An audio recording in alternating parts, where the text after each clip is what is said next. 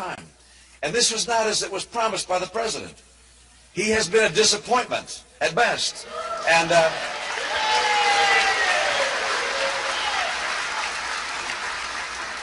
he spoke at that Democratic convention about 4 years ago. And of course, big Greek columns behind him. I don't think he'll be speaking in front of Greek columns this time, all right? He won't want to remind people of Greece.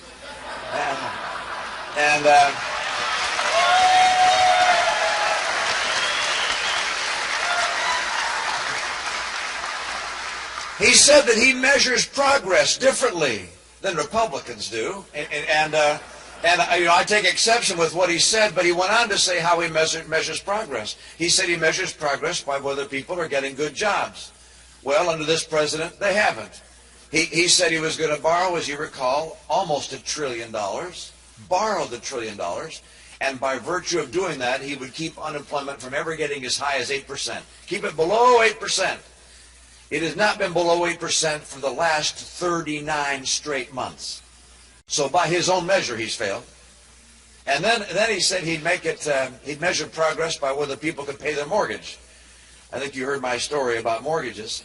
We've had a record number of foreclosures, and Florida, boy, there's no place that's been harder hit than Florida. He said he measured progress by whether incomes were going up or going down.